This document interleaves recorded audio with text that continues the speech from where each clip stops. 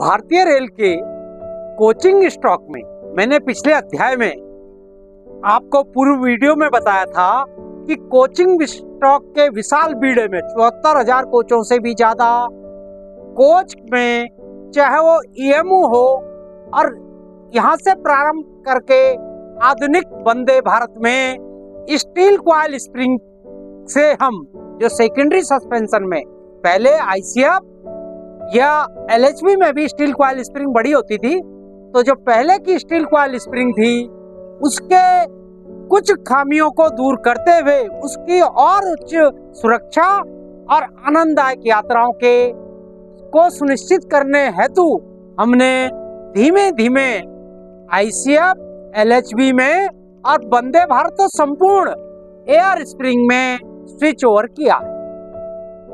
क्या विशेषता रही, सुरक्षा कितनी अच्छी रही, सेवा अंतराल से मतलब फेल भी हो जाए, फेल होने की दर मैंने बताया न्यूनतम है, 6 वर्ष की वारंटी भी है, गारंटी वारंटी 6 वर्ष।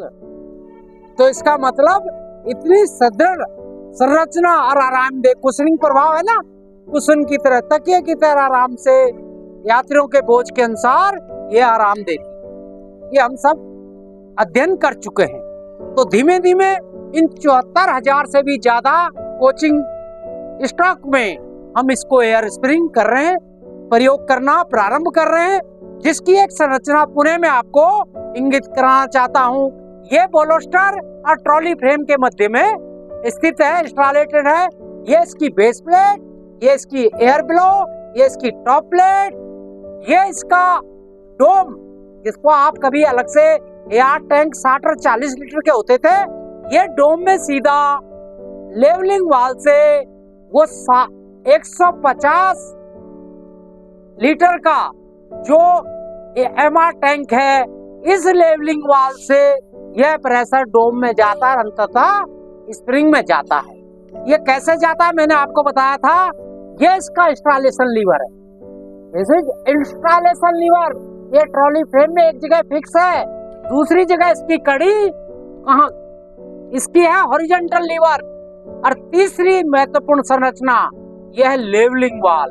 मैंने बताया था ना, यही वो जादुई संरचना है जो यात्रियों के भार के अनुसार या कोच के, जैसे पावर कार का अलग भार होता है, चेयर कार का 2 टायर का अलग, 3 टायर का अलग और जीएस का अलग, तो उसके अनुसार यह हॉरिजॉन्टल लीवर ऊपर नीचे होते हुए इस लेवलिंग वाल से इस प्रेशर को, जो एफपी का प्रेशर 150 के एमआर के थ्रू आता है, जब यात्री आ जाए तो इसमें पहुंचाता है, यात्री आ जाएगा नीचे जाता है, ये ऊपर उठता है, एयर प्रेशर जाता है, मैंने आपको पहली वीडियो।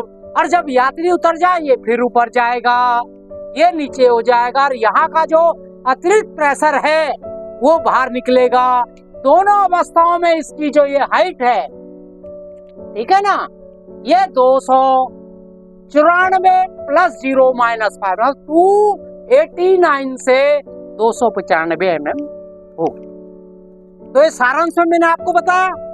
अब आप इसकी सारी विशेषताएं जान चुके हैं, लेकिन कोई भी सिस्टम चाहे विश्व में हो, मानव शरीर को ले लीजिए, हमारा सिस्टम ईश्वर का बनाया हुआ सबसे बेहतरीन सिस्टम है, लेकिन हमारे शरीर में भी समय के अनुसार रोग आते हैं, ठीक है ना, उसका इलाज करते हैं। इसी प्रकार ये तो मानव निर्मित सिस्टम है, चाहे कितना अच्छा वारंटी सुदृढ़ सब कुछ है, फेल सेफ भी है, लेकिन हर चीज को हमें मेंटेनेंस कौन से, एक प्रिवेंटिव जो समय, जिसको प्लान मेंटेनेंस कहते हैं, एक निश्चित समय D1, D2, D3, ठीक है ना, trip schedule D1, D2, D3, फिर SS1, SS2, SS3, मतलब प्रतिदिन से लेके 6 साल तक के जो शेड्यूल है वो क्या है, किस प्रकार करने हैं, ताकि हमारा अनप्लान डिवियस मतलब breakdown maintenance, preventive maintenance क्योंकि निश्चित समय पर किया जाता है ताकि ब्रेक डाउन मेंटेनेंस कम से कम हो। ब्रेक डाउन मेंटेनेंस होने पे एक अनिश्चितता रहती है, मानव जीवन को भी खतरा हो सकता है, आपके संसाधन भी खराब हो सकते हैं, रेल पथ कोचिंग स्टॉक को भी खतरा हो सकता है और आपकी यात्रा में कोचों की संख्या कम होती तो अंततः रेल की प्रतिष्ठा को भी धक्का लगता है। ठीक है ना। तो इन सब को दूर करने के लिए इसके प्रिवेंटिव मेंटेनेंस में शॉप में क्या किया जाए और डिपो पे किया जाए, लीकेज टेस्ट किस तरह होते हैं, आइए इस अध्याय में हम इसका अध्ययन करते हैं।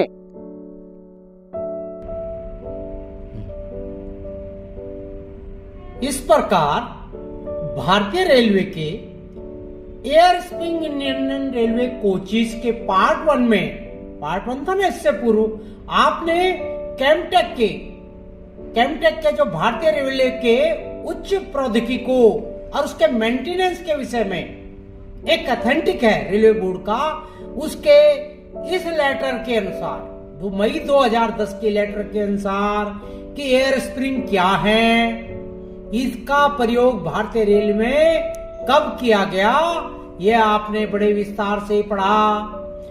अब इसके बाद जैसा कि मैंने कहा था ना कि हर चीज को समय के अनुसार उसके लिए वो निरंतर अच्छा कार्य प्रदर्शन करे, उसके लिए आपको समय समय पर उसका मेंटेनेंस देना होगा। जैसे बताया ना, मानव शरीर को हम अच्छा भोजन, हम उसके व्यायाम करते हैं, अपनी कार्य शैली को इस प्रकार करते हैं और समय समय पर हम चेक कराते ना, कभी बीपी, कई blood profile.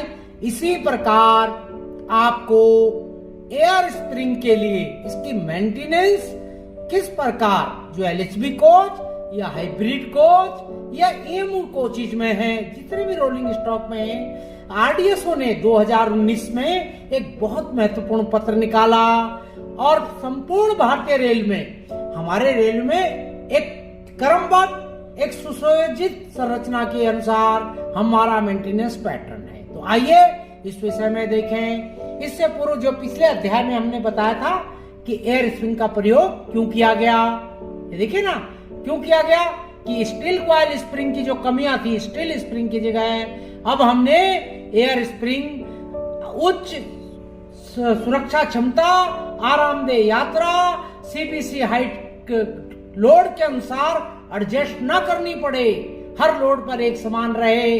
Super desk crush load में भी ये जो हाइट है इसकी, इसमें क्या होता था, अभी मैं बता रहा हूं, सुरक्षा, संरक्षा और आरामदायक सेवा का मूल मंत्र इसी में छिपा हुआ है।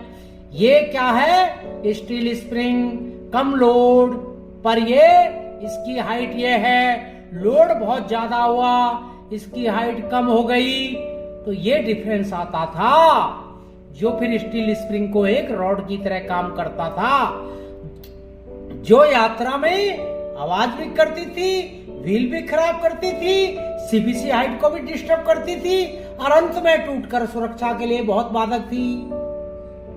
तो इधर एयर स्प्रिंग में लोड कम और ये बहुत ज्यादा तीर बड़ा है ना, उसके दोनों लोडों पर, सुपर डेंस क्रश लोड पे और खाली पर, दोनों की स्प्रिंग हाइट बराबर है। तो इस प्रकार सुरक्षा का बहुत महत्वपूर्ण पैरामीटर हम बड़े ही आराम से पूर्ण कर रहे हैं, ठीक है ना। और फेलियर रेट मैंने बताया था बहुत कम है। अब आइए पुनः एक बार आप इसका जनरल अरेंजमेंट देखिए।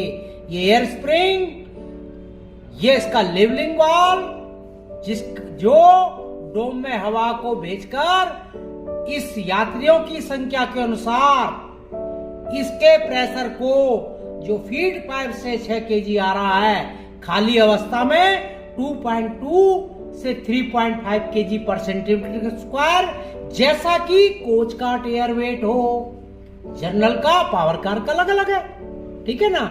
ये वो हॉरिजॉन्टल लीवर जो ऊपर नीचे होके हवा को या तो इसमें प्रवेश देता है लेवलिंग वाल्व के माध्यम से, या हवा को इसमें से निकालकर, जब यात्री कम हो जाएंगे, प्रेशर कम करना पड़ेगा, तो लेवलिंग वाल्व के माध्यम से वायुमंडल में, एटमॉस्फेयर में भिजवा देता है। और ये इंस्टॉलेशन लीवर, जो इसकी बहुत महत्वपूर्ण कड़ी क्या है, अभी आप देखेंगे। इंस्टॉलेशन लीवर से कोई लेवलिंग वाल्व में कोई एयर प्रेशर लीकेज है वह भी इससे ही एडजस्ट होगा और बंद होगा, या इसकी हाइट बहुत ज्यादा कम ज्यादा हो गई है, इसके गो और नो गो गेज है 294 प्लस 0 माइनस 5 mm, मतलब 279 से 89, 289 से 294 तक यही सब कुछ एडजस्ट करता है। तो ये पूरा एक मैकेनिज्म है, शॉर्ट में मैंने समझा दिया।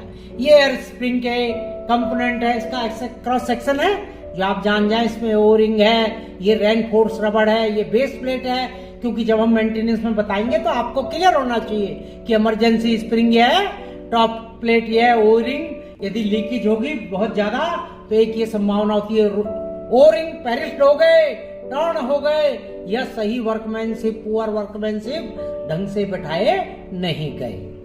तो अब इसके मेन कंपोनेंट आपने उस चित्र में भी देखा, इस तरफ भी मैं आपको एक बार और दिखवा दूं। ये कार्य सिद्धांत था कि इसकी जो राइड हाइट है, कोई भी लोड आ जाए तो लोड यदि पहले ये कौन सी है, लेफ्ट पोजीशन, न इसमें हवा आ रही है न जा रही है, ये क्या है, ये MR के 150 लीटर से FP का प्रेशर इसमें ना आ रहा है ना जा रहा है। जैसे ही सवारी आई MR का प्रेशर इस पे गया और ये हाइट क्या हुई, जो हाइट वो थी इसको मेंटेन इसने किया, इंक्रीजिंग लोड पे एयर आएगी और इस एयर स्प्रिंग को उठा देगी। जब डेस्टिनेशन आ जाएगा, यात्री संख्या कम हो जाएगी, जब खाली हो जाएगा कोच, तो फिर ये हवा इधर से लेवलिंग वाल्व के माध्यम से एग्जॉस्ट हो जाएगी। ये कार्य सिद्धांत मैंने शॉर्ट में समझा दिया, ठीक है ना। ये मैंने बता दिया कि खाली में ये रहता है, भरे में। अब आइए एयर सस्पेंशन का, सबसे पहले इसकी हाइट को 294 प्लस 0 माइनस 5 RDSO के अनुसार ये निश्चित है।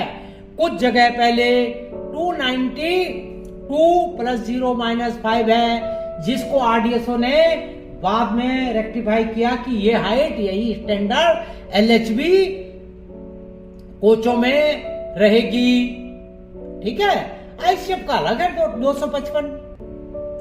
अब इसके मेजरमेंट के लिए ये आप देख रहे हैं, आपको हर बार हर चीज को फीते से देखिए, एक्चुअल हाइट तो आप इसको मेजरिंग टेप से ही लेंगे, ये जो मेजरिंग टेप रखे यहां लेंगे, लेकिन बार बार शेड्यूल में पूरे कोच की हाइट लेने के लिए आपके पास गेज होने चाहिए। ये कंपैरेटर टाइप के गेज हैं, एक इसमें 9 गो गेज है और एक इसमें गो गेज है। इस गोज गेज जो 9 गो गेज है वो इसमें जाना नहीं चाहिए बॉटम से टॉप के बीच, और जो गो गेज है वो इसमें आसानी से चला जाएगा। तो ये चीजें आप कुछ ही क्षणों में पूरे कोच की 4 के 4 स्प्रिंग की हाइट को कंपेयर कर लेंगे कि ये विद इन लिमिट है या नहीं है। इन गेजों का निर्माण, ये गेज भी जो है RDSO के ASG एयर स्प्रिंग गेज 1/2019 में बनाई गई है।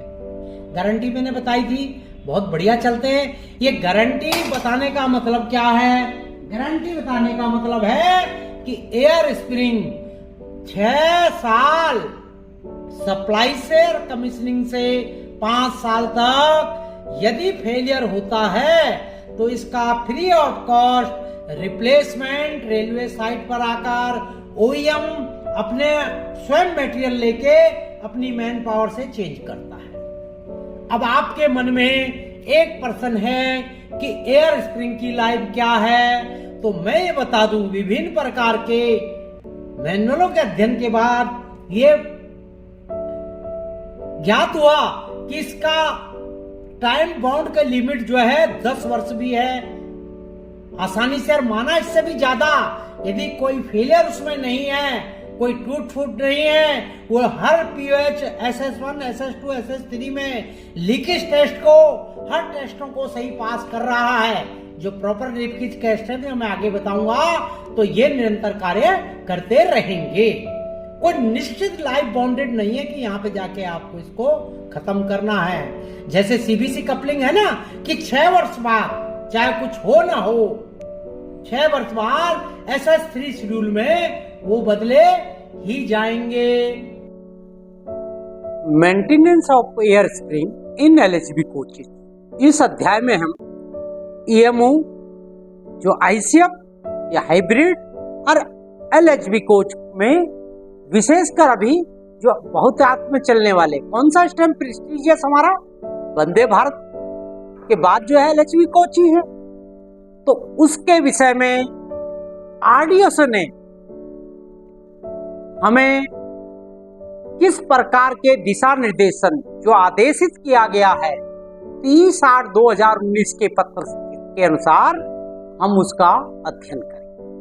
तो सबसे पहले क्या, इंस्पेक्शन जब कोई कोच वॉशिंग लैंड, यार्ड या सिकलैंड कोच केयर सेंटर में आ जाता है तो आपने क्या क्या निरीक्षण करने हैं। पहले निरीक्षण जो हम ईश्वर द्वारा दी गई अपनी 5 ज्ञानेंद्रियों में से नेत्रों से क्या करेंगे, inspection for any water collection in rubber bellow of air spring, कोई भी द्रव्य, नमी, वाटर, तेल जो है उसके ऊपर लगातार जमा ना हो।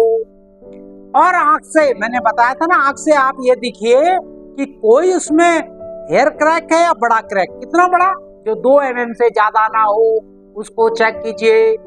और उसकी स्प्रिंग सीट कहाँ, जहाँ ये बैठा हुआ है, इधर देख ले LHB में जो स्प्रिंग सीट है, जहाँ पे बेस प्लेट है, उस प्रकार का भी किसी प्रकार का जंग, करोजन मतलब जंग जिसको बोलते हैं, पानी के सीपेज के कारण कुछ इस तरह का ना हो कि वहां से उसका बेस कमजोर हो रहा है, ठीक है ना। और यदि कुछ इस प्रकार का है तो हम प्राइमर, आपको ध्यान होगा कि LHB कोच में भी जब सेकेंडरी स्प्रिंग टूटे थे तो स्टील कॉइल में जो लास्ट वाला जो बॉटम कॉइल था उस पर वाटर लॉगिंग हो जाती थी। हम जो कोच को धोते थे या बरसात का पानी इसमें जमा होता था, परंतु गत्ता रस्ट के बाद वो टूट गया। तो ये चीजें आपने नेत्रों से देखनी है कि फिजिकली इसमें नापना नहीं है, आप आंखों से देखिए। अब आप आगे चलिए। दूसरा क्या है, inspection and maintenance of rectangular platform provide on Y frame. Y frame कहाँ, ये LHB की बात चल रही है तो ये वाई फ्रेम है। जो हमारा साइड फ्रेम क्या होता है, वाई फ्रेम में ही होता है। इसका जो क्रॉस सेक्शन हमने आपको बताया था। LHB के अलावा ICF, EMU इत्यादि में ये क्या है, बोलोस्टर का जो प्लांक है, जो लोअर प्लांक है, उस पर ही आधारित। तो दोनों में ही देखना, तो आपने दोनों में ही है। तो LHB में जो वाई फ्रेम है इसको देखना, inspect air spring fixing hole 22 mm के। कौन से होल हैं 22 mm के, ये होल 22 mm के हैं, ये आपने देखने हैं। ये स्प्रिंग इसके वाई फ्रेम में है, फिर इसके होल को देखना है, समझे आप। और inspect the corrosion on top surface of square platform provided in Y frame. जो मैंने बताया था कि पहले भी LHB में यहाँ कोरोजन की बहुत संभावना होती थी, जिससे जो हमारी स्टील कॉइल स्प्रिंग हमेशा बॉटम से फर्स्ट कॉइल पे, जहां से बॉटम कॉइल खत्म होता था और फर्स्ट कॉइल शुरू होता था, वहीं से वो टूट जाता। तो कोरोजन से ज्यादा load, super dense crush load से वो टूट जाती थी। तो इस प्रकार आपने देखा। तो ये आपने क्या करना, उसके फ्रेम को इंस्पेक्ट करना। पहले तो आपने क्या किया, आपने किया एयर स्प्रिंग इस वाले हिस्से को, ठीक है ना।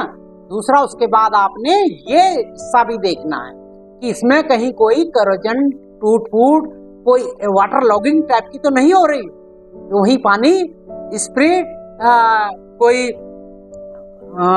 एसिडिक वाटर जो धुलाई के बाद कोई ऐसा ना हो वहां जमा होता जाए, ठीक है। तो ये चीज है। अब क्या करना है, ये चीजें आपने फिजिकली चेक कर ली, ठीक है ना। इसका कोई गेस तो है नहीं, ये तो आपने नेत्रों से देखना है, ठीक है।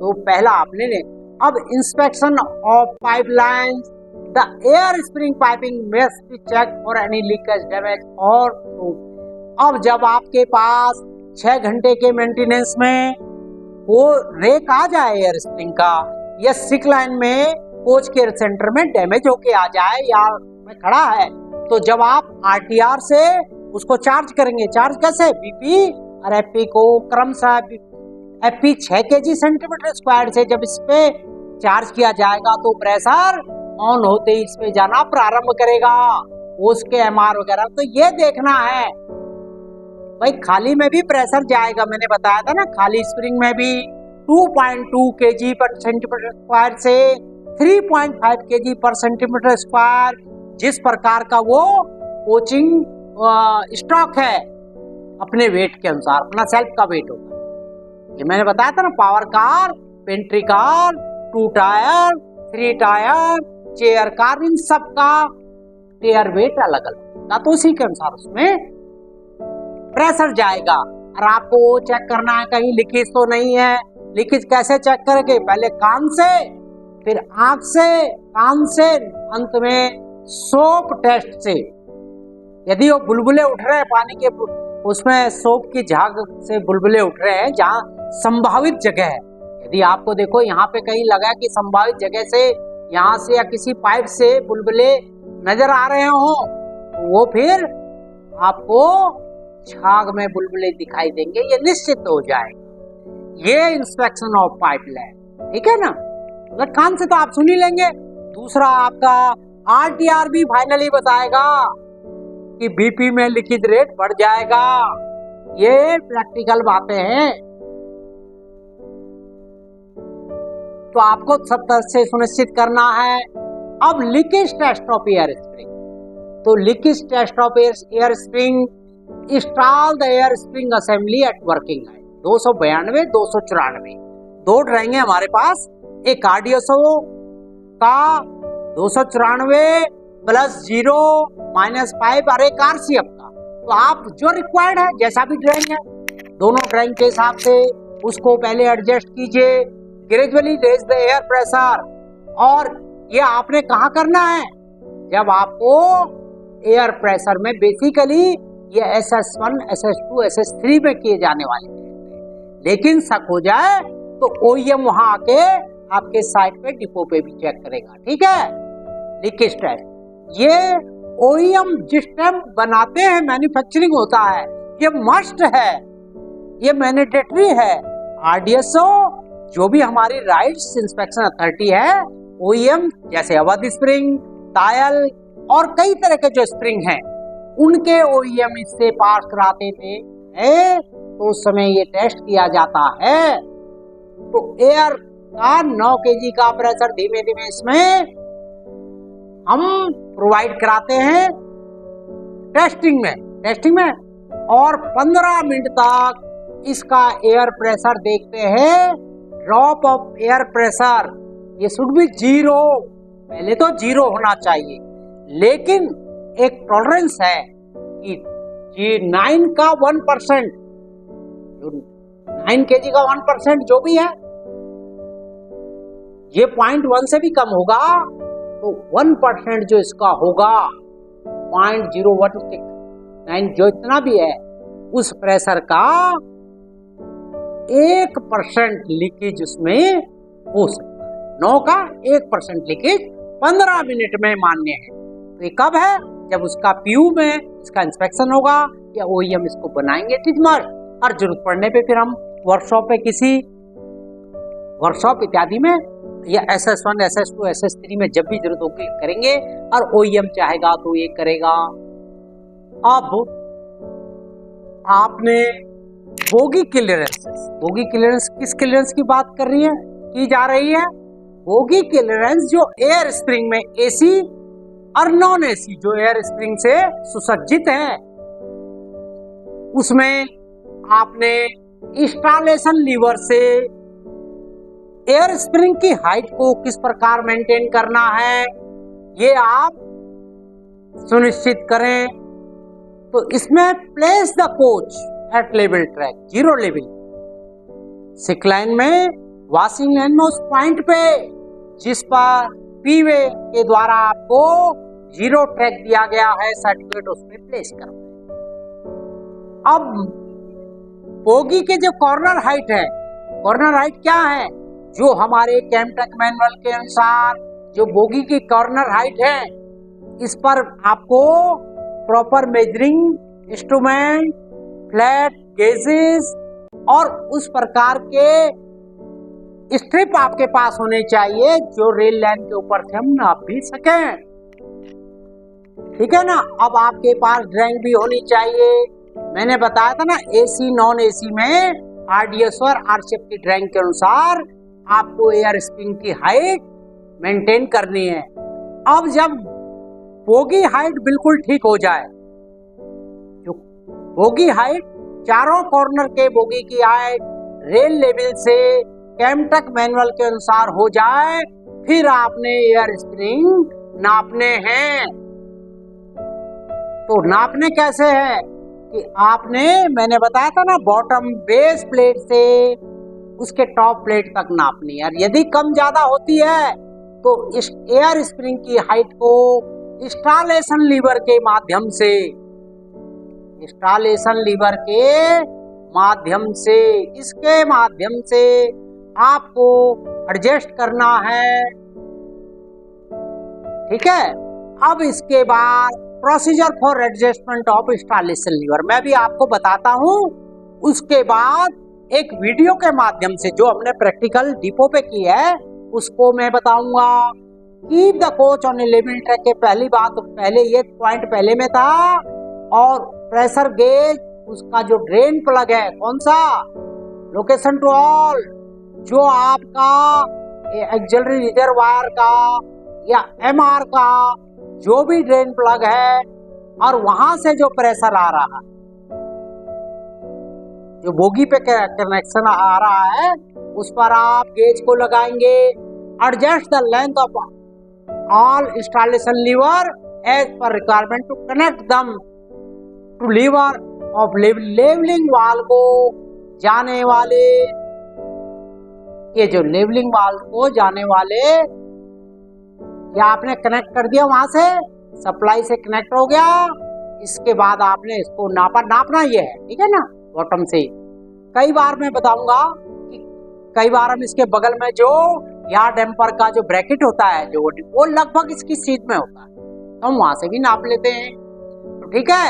और उसके बाद adjust the design height of air spring, जैसे भी इन ग्रेजुअली इंक्रीज और decrease the length of installation liver.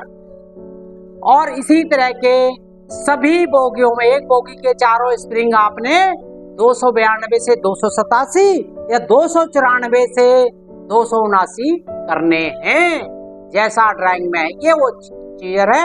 अब आप आइए, एक वीडियो के माध्यम से मैं आपको एडजस्टमेंट किस प्रकार हम डिपो पे कर रहे हैं आपको बताता हूँ। ठीक है ना। ये हॉरिजॉन्टल लीवर, लेवलिंग वाल, ये इंस्टॉलेशन लीवर। और आइए इस वीडियो के माध्यम से इसको समझे। से एयर प्रेशर से आज मैं आपको बताऊंगा कि एयर प्रेशर के अंदर अगर एयर बैलो डिस्टर्ब हो जाती है तो उसको हम कैसे मेंटेन करते हैं। सबसे पहले हम देखते हैं कि लेवलिंग वाल का जो स्ट्रोकिंग लीवर होता है, इसको देखते हैं। और यहाँ से देखिए कि लीक की आवाज आ रही है। अभी हाइट हमारी कितनी है, हाइट देखिए, हाइट देखेंगे हम। अभी हमारी हाइट जो आ रही है 95, हाइट हमारी ठीक है, लेकिन लेवलिंग वाला सेट नहीं लीक कर रहा है। इसे हम सेट करते हैं, एडजस्ट करेंगे।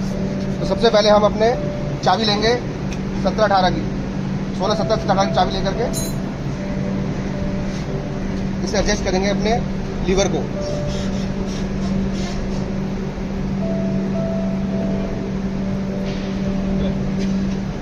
और ये देखेंगे कि हमारी जो हाइट है वो इसकी हाइट 290 से 295 तक मेंटेन होनी चाहिए। और इसी दौरान लेवलिंग वाल से जो हवा आ रही थी निरंतर, वो रुक जानी चाहिए। जिस तरीके से आप देख रहे हैं, आप हाइट कितनी आ रही है हमारी अब, 95, 295 बढ़िया। और अब हवा भी नहीं आ रही है। इस तरीके से हम अपने लेवलिंग वाल को मेंटेन करते हैं। धन्यवाद।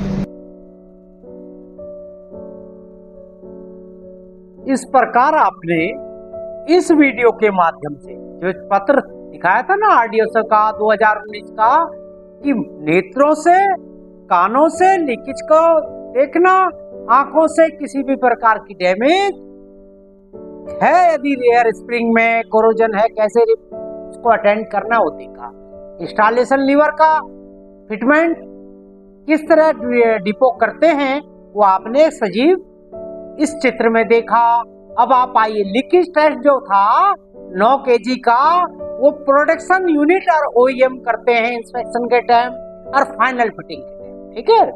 अब आप थोड़ा सा कुछ पीयू के जिस टाइम इंस्टॉलेशन हो रहा है, यदि कोई समस्या है तो उसके क्या कारण है, जैसे इनएडुकेट बोगी क्लियरेंस है तो उसमें लेवलिंग वाल, टेस्टिंग में लेवलिंग वाल की सेटिंग ठीक करनी है, या बोगी का जो वाई फ्रेम की बोगी है एलएचपी की, उसको भी आपने कोई वियर एंड टियर ज्यादा तो नहीं है, कोई सिम्स वगैरह जो भी प्रोवाइड होनी हो कम ज्यादा। Failure of lateral dumper, lateral damper क्या करता है, एयर स्प्रिंग यदि लेटरल डैम्पर सही काम नहीं करेगा तो एयर स्प्रिंग का जो अपना एडजस्टमेंट है जो लेटरल और लॉन्गिट्यूडनल, उसमें भी डिस्टरबेंस पैदा करेगा, ठीक है ना।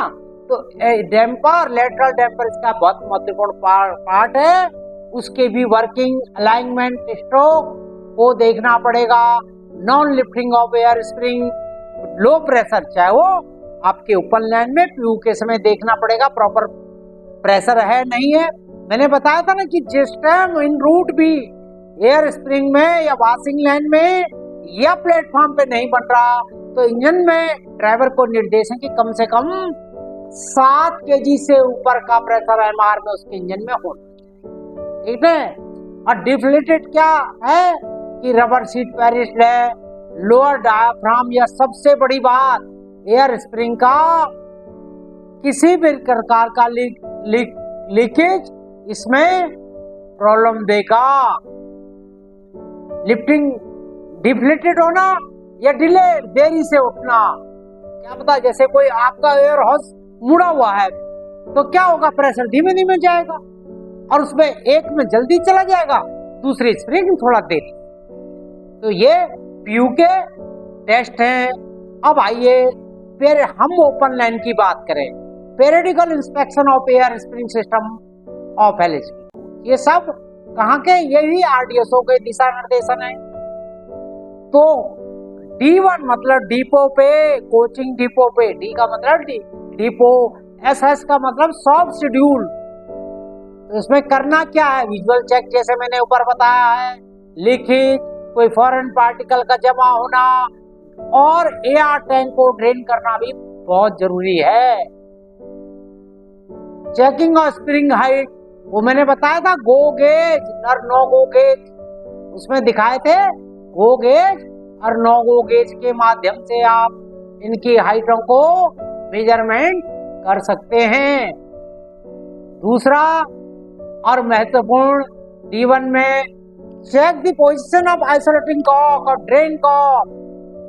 यदि यात्रा का प्रारंभ हो रहा है वॉशिंग लाइन में किसी मेंटेनेंस के लिए, कोई बोगी यदि इन रूट आई है आपके पास तो उसका रेक्टिफिकेशन के बाद उसके आइसोलेटिंग कॉक बिल्कुल ऑन हो चलते समय।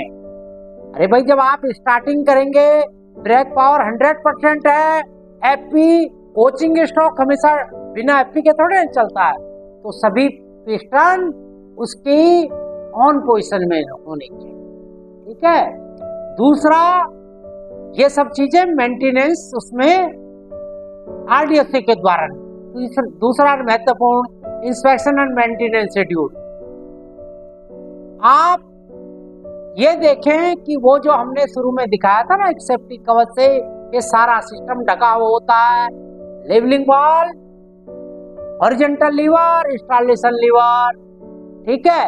और यदि लेवलिंग वॉल के बाद यदि कोई आपकी लीकेज ऊपर से है, आप प्रेशर दे रहे हैं, आपके हॉस पाइप वगैरह ठीक है, तो फिर आपको ये लीवर आपको पता होना चाहिए ओरिंग है, इसमें पुअर वर्कमैनशिप के कारण या यदा सही ना बैठाए हो पीयू ने, या बाद में ये रबड़ की ओरिंग घिस सकते हैं, इसको भी देखना है, ठीक है ना। उसके बाद लोड सेंसिंग, जो पहला उसमें बताया था कि ये टॉप प्लेट, रबर पैलो और इस चीज का, ये हमने पहले आपको शॉर्ट में बताया विस्तार से। इन चीजों को आपको देखना है, ये भी देखना कहीं एयर लीकेज ना हो। सरफेस क्रैक 2 mm से ज्यादा गहरा नहीं होना चाहिए इसके कहीं, ठीक है ना, 2 mm से ज्यादा सरफेस नहीं। ये भी देखने आपने D1 में। D1 कब होगा अभी बताता हूँ, प्रत्येक ट्रिप शेड्यूल में होगा या 1 हफ्ते में होगा। ये proper bolt 150 litre air jar के ये हैंगिंग बोल्ट नट्स बिल्कुल सही होने चाहिए। कोच और बोगी के आइसोलेशन कॉक प्रॉपर स्थिति में हो और इसके ब्रैकेट लगे होने चाहिए, ताकि ऐसा ना एक छोटे से पत्थर से ये ऑफ हो जाए और स्प्रिंग डिप्लीटेड हो जाए। आपको आधा घंटा तो कम से कम लगेगा ही, और उसके बाद आपको यदि समझ में नहीं आया तो पता लगा कि फिर 60 की स्पीड से गाड़ी हो गई। और 40 लीटर के जो रिजर्वायर, जैसे LHB में डोम ही उसका रिजर्वायर है, लेकिन कुछ जगह 40 लीटर और 60 लीटर के रिजर्वायर को इसको भी ड्रेन करना पड़ेगा, ठीक है ना। LHB में क्या है, ये देखिए LHB में क्या है, LHB में इसका डोम ही ये वाला हिस्सा जहां एयर प्रेशर जा रहा है इसका रिजर्वायर है। ये जो डोम है ना, तो इसका जो रिजर्वायर है, यहाँ से जो प्रेशर जा रहा है वो यहाँ पे हम वो गेज लगाते हैं यदि कोई लीकेज होती है। तो इस प्रकार आपने इसमें ये सब कौन से शेड्यूल हैं जो D1 में होने हैं, मैं चित्र के माध्यम से आपको बहुत इसको सुनिश्चित कर रहा हूं। और LHB में और ICF में क्या क्या रेंज में होना चाहिए, इस प्रकार आपको ये ट्रिप शेड्यूल में करना। D1 में क्या है, जो ऊपर सब किया है ये तो करना ही करना है। D2 शेड्यूल में इसके इंस्टॉलेशन का नॉर्मल फंक्शनिंग देखना होगा, इसके इंस्टॉलेशन लीवर इत्यादि की जो भी प्रोटेक्शन स्क्रीन है, मैंने बताया ना गार्ड लगाता है, ऑल फ्लेक्सिबल, उसकी टूट फूट ये देखनी है। Killing of air filter 150 litre का और 60 लीटर के रिजर्वायर की ड्रेनेज करना है। लेवलिंग वाल, इसमें मुख्यतः लेवलिंग वाल, इंस्टॉलेशन लीवर, हॉरिजॉन्टल लीवर का, और जितने भी एयर रिजर्वायर हैं उनके फिल्टर और उनकी ड्रेनिंग बहुत जरूरी है, ठीक है। उसके बाद D3 शेड्यूल जो कोच केयर सेंटर में होता है। D3 शेड्यूल ध्यान रहे आप, ये वो शेड्यूल था जिसमें आप DPT टेस्ट करते हैं, जो गुलाबी कलर रंग के व्हील में ट्रॉली फ्रेमों में किया जाता है, ये वो शेड्यूल है। तो इसमें ऊपर के D1 D2 जो बताए वो होंगे। उसके लिए क्या होगा, एयर लीकेज इसकी टेस्ट जो मैंने प्रेशर गेज लगा के बताई थी, air suspension pipe leakage soap के माध्यम से, रिमूविंग डस्ट बट, ये सब सफाई होगी। कोच केयर सेंटर में सिक्लेनो में प्लेस होगा, ठीक है। Thorough checking of the square base plate का, वाई फ्रेम के क्रैक का, डिफॉर्मेशन का, और किसी भी तरह की एब्नॉर्मलिटी इसमें आप चेक करेंगे। Measurement of bogie clearance related to air spring, go gate और नो गेट दोनों के माध्यम से तो करेंगे। साथ में आपको करना क्या है कि सीधा स्केल से भी सीधी हाइट नाप के लिखनी है हर की। गो गेज नो गेज तो आपने वाशिंगटन भी कर लिया। इसमें क्योंकि 1 या 2 कोच होंगे शेड्यूल में, D3 शेड्यूल में, तो आपको वो प्रॉपर लिखने हैं सीट में भर के।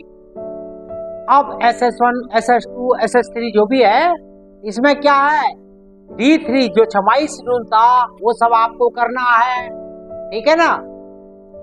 और उसके अलावा क्या करना है, उसी तरह एयर स्प्रिंग की लीकेज वैल्यू टेस्ट। इसमें मेन चीज क्या है कि एयर स्प्रिंग के बॉगी प्लेट का जो बेस प्लेट है, जो M22 या M20 ICF में जो नट बोल्ट टेस्ट करने, throughout checking of square platform provided by Y frame, इसकी भी सारी डिफॉर्मेशन की वगैरह का माना कहीं आपको शक है तो आप प्रॉपर लीकेज टेस्ट कीजिए। सबको इसको अच्छी तरह सफाई कीजिए। इसकी सफाई ये नहीं कि तार ब्रूश से करना है, इसका एक मेथड है, सॉफ्ट ब्रूशों से इसकी सफाई करेंगे, हैं, विदाउट एसिड वाटर से जिस प्रकार भी आपको हो सकता है, इसको प्रॉपर आपको किलिंग करना, ठीक है। उसके बाद आया SS1। SS1 कितना हुआ? 18 महीने बाद। SS1 पहले शॉप शेड्यूल था, ये शॉप में होता था, वर्कशॉपों में, अब तो डिपो पे ही हो रहा है। तो इसमें भी आपने क्या करना है, ये सब लिखा हुआ है। आउटर एक्सटर्नल किलिंग, वाल को धोना, वाल कौन से? लेवलिंग वाल, इनको ओवरहॉलिंग टाइप का करना है, इसके फंक्शन टेस्ट को देखना है, checking of securing arrangement, steel pipeline, जितनी भी एयर स्प्रिंग की पाइपलाइनें हैं उसको करना है, ड्रेन करने हैं, leakage test of air spring. ये अभी ओपन लाइन में नहीं हो रहा, SS1 में होना चाहिए, लेकिन ये SS2 में है। जब वर्कशॉप जाता है तो होता है, ये जरा कॉमन इसमें लिख दिया है। ये SS2 SS3 में कुछ चीजें वर्कशॉप में हुई, कुछ हमारे पार होगी। स्टार लीवर एडजस्टमेंट, वो जैसे मैंने करके दिखाया, वो ओपन लाइन में हुआ। अच्छा, lateral dumper condition should be checked. आपने देखा लेटरल डंपर सेकेंडरी सस्पेंशन से इंटैक्ट रहता है, उसका पार्ट्स है, माना उसका ऑयल लीक कर रहा है, वो फेलियर है, उसका प्रॉपर स्ट्रोक नहीं है, ये टूटा फूटा है, तो वो लेटरल जो मूवमेंट है एयर स्प्रिंग का, एक तरफ बहुत ज्यादा और एक तरफ कम करेगा। ये बहुत इंपॉर्टेंट पार्ट है जो हम कई बार इसको नजरअंदाज कर जाते हैं। यार टेम्पर इज इंपॉर्टेंट पार्ट। जिसे ICF में वर्टिकल डंपर था, लेटरल डंपर LHB में बहुत महत्वपूर्ण भूमिका निभाता है। सेकेंडरी सस्पेंशन के केस में उसको सीमाओं में रखता है सारी चीजों। Intact the corrosion of the top, और कोरोजन रिपेयर तो सब जगह देखना है, ठीक है ना। पेंटिंग भी इसका एक बहुत बड़ा, जो SS1 और SS2 SS3 में पेंट वगैरह भी इसके बेस प्लेट वगैरह उस एरिया को करना चाहिए जहां को। ये मैंने कैमटेक मैनुअल से। अब आपने शेड्यूल D1 क्या है, हर ट्रिप पे वीकली जो अपना पेरेंट डिपो है वो करेंगे प्राइमरी वाले। D2 मंथली है, D3 6 मंथली है।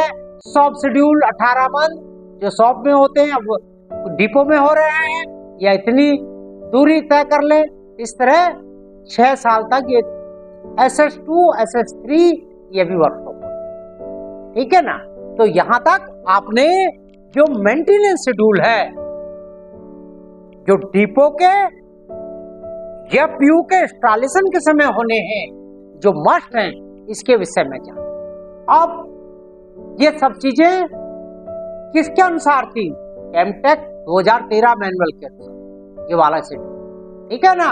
और ये जो मेंटेनेंस जो क्राइटेरिया है, जो प्लान है, जो समय है, वो RDSO के 2000 के अनुसार, ठीक है। अब आइए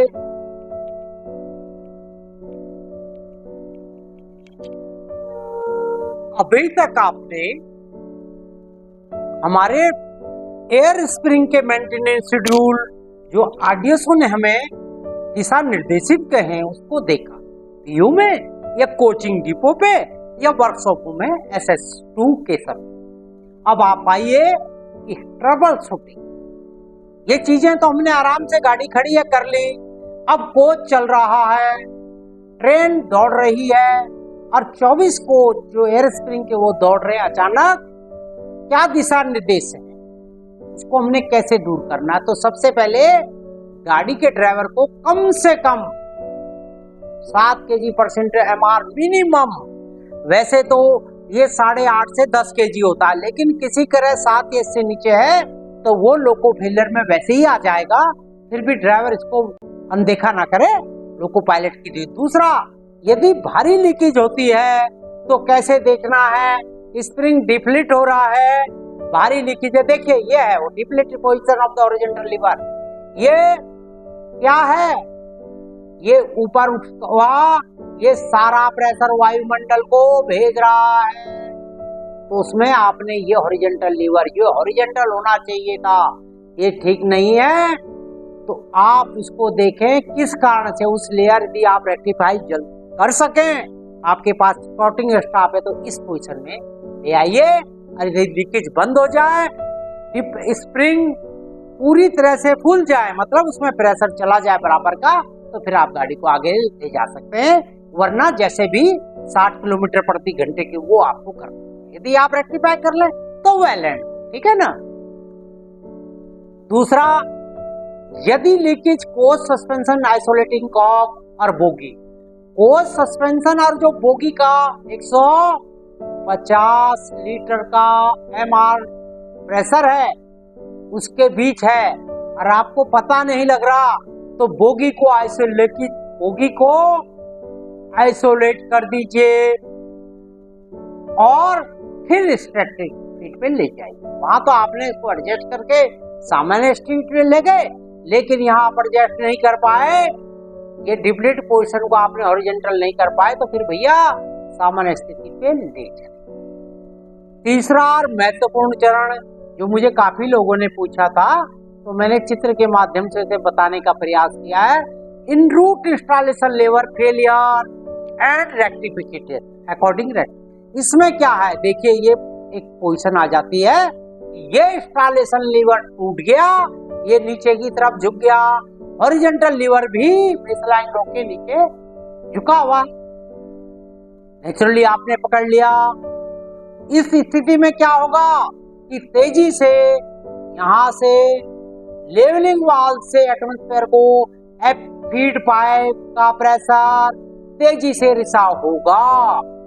तो उस केस में एक ये है, दूसरा मैंने हॉरिजॉन्टल लीवर दिखाने की कोशिश की, ये कैसा होगा, ये ऐसा झुका होगा स्टेप 2 में, ये दो चीजें आपकी डिस्टर्ब होगी। आप उतरे, आपने चेक कर लिया, तो अब आप क्या करेंगे, इसमें से लीकेज भी बहुत ज्यादा हो रही है, तो आपने आके इस हॉरिजॉन्टल लीवर को ऊपर उठाने का प्रयास करना है, ऊपर उठा देना इस तरह, ठीक है ना, ये ऊपर उठा दिया, और जब ये एयर का लीकेज बंद हो जाए तो आपने इसको यहाँ तार से, ये जो प्रेशर लाइन है जो स्टेनलेस स्टील की हैवी, इसमें इसको बांध के हॉरिजॉन्टल लीवर, यदि आप हॉरिजॉन्टल कर सकें, एयर प्रेशर लीकेज रोक सकें, स्प्रिंग डिफ्लेटेड ना हो, 3-4 कंडीशन है, तो आप इसको जो लीवर आपका इंस्टॉलेशन लीवर नीचे को लटक रहा था, खतरनाक है ना, एक सब जो सेफ्टी, जो मिनिमम सेफ्टी है, तो इसको भी आप प्रॉपरली बांध दें। स्कॉटिंग स्टाफ के पास वायर तो होती है, रिलीज वायर, तो इससे आप बांध के, यदि स्प्रिंग सही पोजीशन में है तो आप सामान्य स्पीड से इसको नेक्स्ट एक्सटेंशन तक बड़े आराम से ले जा सकते हैं। लेकिन स्प्रिंग का प्रेशर आपको देखना पड़ेगा, स्कॉटिंग स्टाफ इसमें हो तभी ये संभव है, और माना ये नहीं होता तो फिर आपको बोगी आइसोलेशन करनी है, ये घुमा के, ये हॉरिजॉन्टल को आप 90 डिग्री घुमाएं, और इधर फिगर में आप देखें, ये जो जिस एक साइड की भी बोगी में समस्या है, इसको आइसोलेटिंग कॉक बंद कर दें। ये विदाउट वेंट फीचर है, बस ये प्रेशर को रोक देंगे, रिलीज नहीं करेंगे। रिलीज के लिए तो आपको इसके आइसोलेटिंग कॉक जो है उनसे करना पड़ेगा। दूसरा फेल से भी है, मैंने बताया ना, फेल हो जाए तो इमरजेंसी स्प्रिंग पे लोड आ जाता है और फीबा इसमें ब्रेक लगा देता है, गाड़ी को रोक देता है। ये दोनों चीजें फेल से पे, फीबा के अगले अध्याय में मैं विस्तार से आपको बताया। स्प्रिंग फेल होने पर क्या करना है मैंने बता दिया है, और ये किस लेटर के अनुसार है, hybrid coach, LHB coach, air spring secretary failure हो जाए, हैवी लीकेज हो और स्प्रिंग डिप्लीट हो, दब जाए, पिचक जाए, तो आप 60 किलोमीटर प्रति घंटे की स्पीड से, अब ये 60 किलोमीटर प्रति घंटे की स्पीड 1000 किलोमीटर तक, इसका आधार क्या है, कैमटॉक का ये महत्वपूर्ण लेटर, रेफरेंस आपको पता होना चाहिए। कोई भी चीज कहनी है तो रेफरेंस हमारे पास ये है, तो आप ये बताएं। एयर स्प्रिंग की असफलता की दर के विषय में ये लगभग ना के बराबर है। ये क्यों है मैं भी आपको बताऊंगा कि केवल इसमें कुछ पुअर वर्कमैन से, कई बार किसी बाह्य आघात से, हॉरिजॉन्टल लीवर या इसके स्प्रिंग के ओ रिंग जो मैंने बताया था ना, ऊपर बोलोस्टर में ऊपर डोम की तरफ लगे रहते हैं, कोई लीकेज, कोई फेरल जॉइंट या कोई एयर हॉस इसका लीकेज हो जाए वो एक अलग बात है। तो जो भी होता है टूट फूट या ज्वाइंटिंग रबड़ ओरिंग से होता है और इसकी दर बहुत कम है।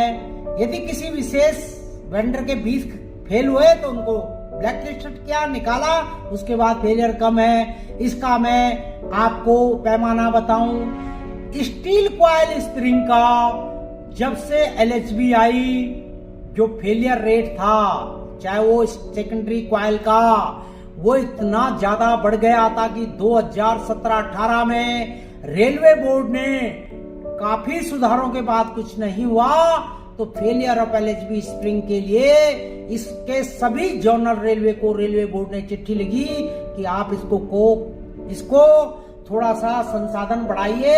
IIT दिल्ली को बुलाया रेलवे बोर्ड ने, उन्होंने भी कुछ इसमें अपने सुझाव दिए कमेटी ने, उसके बाद भी इसका फेलियर रेट इतना नहीं घटा। तो ये चिट्ठी कब लिखी जाती है रेलवे बोर्ड से? जब कोई बहुत आपात स्थिति हो जाए। तो अभी तक एयर स्प्रिंग के 1998 EMU में और 2010 और 2015 से हाइब्रिड और LHB में कोई भी विशेष फेलियर नहीं हुए। ठीक है ना? तो ये लगभग एक तरह फेल सेफ और फेल प्रूफ दोनों ही मान सकते हैं, लेकिन इसके लिए फेलियर कम से कम हो। कई बार मैंने कहा ना पुअर वर्कमैनशिप, IIT दिल्ली ने स्टील कॉइल स्प्रिंग में ले कहा था कि वायर ब्रूस मत प्रयोग करें, इनको सफाई में पानी को जमा ना होने दें और स्प्रिंग को ले जाने का ट्रांसपोर्टेशन बहुत आप लुढ़काएं मत। तो इसी प्रकार ये 5 स्टेप एयर स्प्रिंग के लिए है। सबसे बाद लिफ्टिंग, कहीं कोई आपको लोडिंग अनलोडिंग करनी है, लोड करना उठाना है तो नायलॉन स्ट्रैप से चारों तरफ समान रूप से उठाइए। एक ऐसा नहीं लोहे की चेन से आप एक ही पॉइंट से उठाएं या टॉप प्लेट से नहीं उठाना, स्प्रिंग टूट जाएगा, वेस्ट हो जाएगा। टर्निंग क्या है? इसको यदि कहीं घसीटना है, कहीं पे इधर से उधर आपको फर्श में करना तो मैट पे कीजिए, खुले फर्श पर नहीं। और कहीं के लिए ट्रांसपोर्टेशन के लिए जो हाइड्रोलिक हमारे पास ट्रॉलीज होती हैं, हाइड्रोलिक पावर से चलती है ना, हैवी से हैवी को बड़े आराम से उठाइए, ले जाइए। लुढ़काना नहीं है कि आप लोहे की रॉड से, लोहे की बारियों से इसको लुढ़का रहे हैं, इससे ये डैमेज होगा। ये सारे प्रोसीजर ले एयर स्प्रिंग की लाइफ को कम करेंगे। दूसरा अनलोडिंग, यदि बड़े ट्रॉले में, ट्रक में या गाड़ी में ये प्लेटफॉर्म पे आ गए तो ये नहीं कि आपने ऊंचाई से इसको नीचे गिरा दिया, क्या होगा? ये यहां से डैमेज हो जाएगा, रबड़ भी वीक पड़ जाएगी, हो सकता है टॉप प्लेट वगैरह क्षतिग्रस्त हो जाए। यही बॉटम प्लेट के साथ है। तो ये सब चीजें आपको करनी। कैसे उठाना है? फोर्क लिफ्टर से आराम से इसको उठा के जहां तक ले जाना है। फोर्क लिफ्टर होते हैं ना, 1.5 टन, 2.5 टन, 3 टन, 5 टन, इसको उठा के आराम से जहां ले जाना है ले जाइए। और सबसे बड़ी बात है सुरक्षा का कि टेस्टिंग जब करनी हो, ये हमारे लिए भी है। जब PU में OEM के यहाँ ये वर्कशॉप में भी ये 9 kg/cm² का टेस्टिंग तो 15 मिनट तक होता है ना, तो इसको आप प्रॉपर जिग एंड फिक्चर में कीजिए। रिएक्शन प्लेट लगाकर हवा कर भरनी है और इसका जिग एंड फिक्चर है। ये नहीं कि आपने खुले से ही 9 kg का प्रेशर इसमें डाल दिया। ठीक, तो ये 5 step, lifting, turning, transportation, unloading और टेस्टिंग में आपको एक निश्चित जगह से निश्चित तरीके से करना, नहीं तो इसकी लाइफ के लिए, इसके जीवन काल को कम करेंगे। जो कि यदि आसानी से चले तो 10-12 साल तक, 15 साल तक भी ये एयर स्प्रिंग काम कर सकते हैं। जैसा पढ़ाया गया है कि 10 से 12 साल बड़े आराम से, यदि टेस्टिंग हर SS1, SS2, SS3 में टेस्ट पास हो रहे हैं तो 10 साल 12 साल बड़े आराम से काम करेंगे। तीसरा और महत्वपूर्ण एयर सस्पेंशन की स्टैंडर्ड हाइट के विषय में, शुरू में RCF ने कुछ अपने एयर स्प्रिंग की कुशनिंग को 292 + 0-5 किया था। RDSO ने शुरू में 294 शुरू से ही किया था, जब ये हमारे शुरू से ही इस प्रकार का LHB के लिए इन्होंने दिशा निर्देश जारी किए थे। तो जब इसमें कुछ समस्या आई, अब RDSO ने पुनः एक लेटर 2020 में, ये आप लेटर देख रहे हैं ना RDSO का, इसमें लिखा हुआ है, क्या लिखा है कि height of air spring in secondary substance of LHB coach. इसमें इन्होंने बताया कि 292 वाले जो एयर स्प्रिंग थे, जो RCF ने अपना एक ड्राइंग से बना दिए थे। इसमें कुशनिंग उतनी अच्छा राइडिंग इंडेक्स नहीं है। और दूसरा, आपके यदि 4 तरह की डायमेंशन होंगी तो समस्या होगी। जैसे WSV में जो 0.9 से 1.4 का स्पीड सेंसर पोल व्हील के बीच का गैप एक समान पूरे रेलवे में कर दिया है। तो इसी प्रकार रेलवे बोर्ड ने 2020 के लेटर के अनुसार सभी जगह 294 + 0 -5 mm कर दिया है। इससे कुशनिंग का और राइडिंग इंडेक्स बहुत अच्छा हुआ है। तो ये सब चीजें आपको इसी प्रकार करनी है। और एक समान अब ये 294 + 0 -5 जो RDSO का है, यही आप परीक्षा में इसकी हाइट लिखेंगे। तो इन सब चीजों को आपने गंभीरता से अपने दैनिक कार्यकाल में, दैनिक मेंटेनेंस गतिविधियों में लाना है। इस प्रकार आपने इस अध्याय में एयर स्प्रिंग के मेंटेनेंस शेड्यूल, चाहे वो वर्कशॉप में हो, प्रोडक्शन यूनिट में है, और हमारे लिए मुख्यतः ओपन लाइन में क्या होनी चाहिए, RDSO के जो गाइडलाइंस हैं उन्हीं को हमने सिरोधार करना है, मानना है। तो आपने इसको समझा। ट्रबल शूटिंग में मैंने आपको बताने का प्रयास किया, जब लेवलिंग वाल से एयर लीकेज हो, कहीं इंस्टॉलेशन लीवर इन रूट टूट जाए या एयर स्प्रिंग डिप्लीट हो जाए, मतलब एकदम प्रेशर 0 की तरफ जाए, एकदम प्रेशर देरी से, चाहे वो इसके फेलियर से, किसी फेरल ज्वाइंट के निकलने से, तो किस प्रकार हम इंस्टॉलेशन लीवर से इसको एडजस्ट करेंगे। इंस्टॉलेशन लीवर टूटने पे इसको आपने किस प्रकार कहाँ बांधना है, और लटके हुए इंस्टॉलेशन लीवर को भी किस प्रकार सुरक्षित रखना है। कब आपको साइड किलोमीटर की यात्रा का रिस्ट्रिक्शन होगा और कब आप सामान्य स्पीड पर चलेंगे, आपने समझा। मुझे आशा ही नहीं, वर्ण पूर्ण विश्वास है कि कैमटेक और RDSO के गाइडलाइन के अनुसार जो मैंने आपको समझाने का प्रयास किया, आप इसको समझकर अपने प्रतिदिन के कार्यों में रेलवे की मेंटेनेंस को फुल प्रूफ करेंगे और अपनी हमारी दक्षता को बढ़ाएंगे। धन्यवाद।